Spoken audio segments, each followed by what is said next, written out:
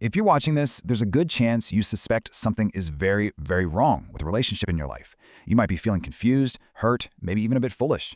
I need you to hear me on this right from the start. What you're going through is real, it's serious, and there is absolutely a way forward. So let's get right into it.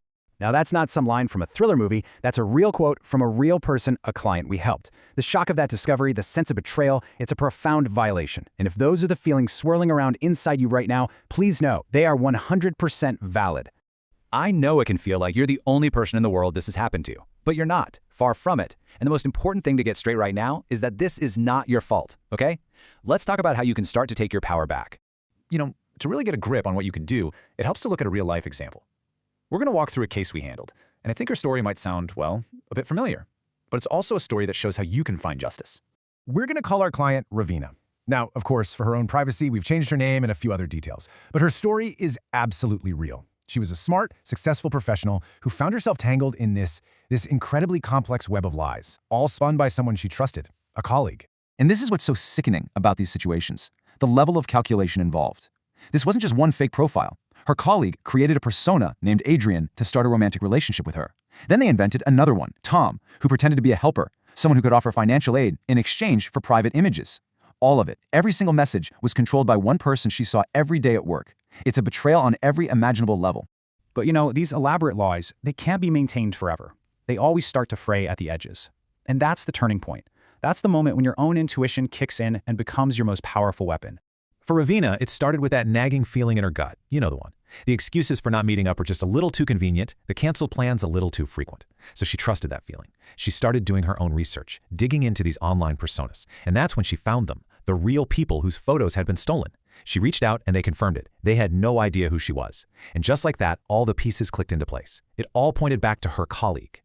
And this kind of pattern, it's not a one-off. You might have even heard of the Sweet Bobby case, which was another incredibly complex situation we worked on. In that case, the deception lasted for a whole decade. But here's the key takeaway, the thing that links both of these cases.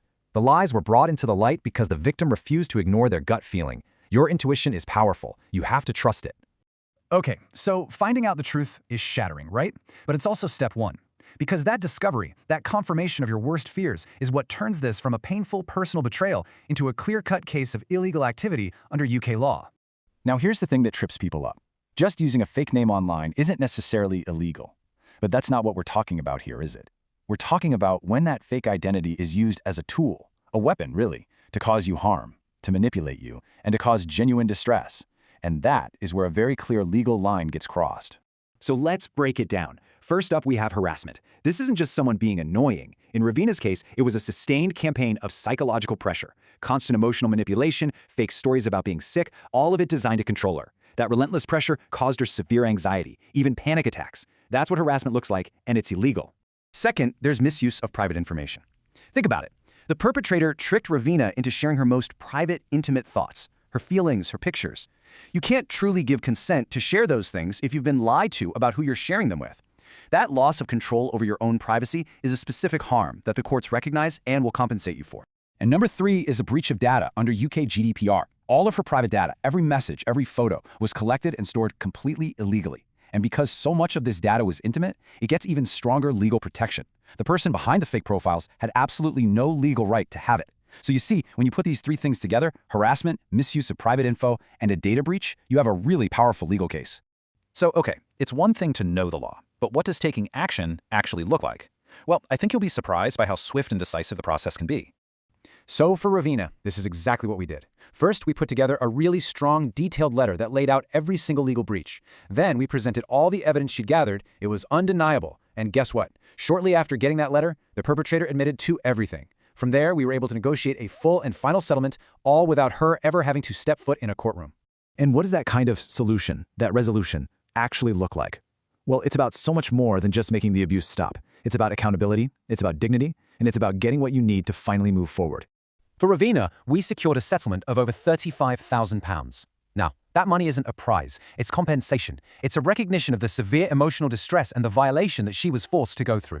But justice is never just about the money. Look at what else we got for her. A formal, written apology, a legally binding promise that every single piece of her data would be deleted, and an unbreakable legal agreement that they would never, ever contact her again. This is what taking back control looks like. It's about safety, and it's about closure. And that right there, that's really our core belief in these cases. Our goal is to make the perpetrator face up to what they've done, to restore your dignity, and to give you the security you need to heal and to move on with your life with confidence. So I have to ask you directly, has this, or something like it, happened to you? If Ravina's story has been hitting a little too close to home, if any of this sounds painfully familiar, then I need you to know that what you've experienced is real, it's serious, and it is absolutely not okay. If you take only one thing away from this, please let it be this. You are not to blame. You have legal rights. You have powerful options.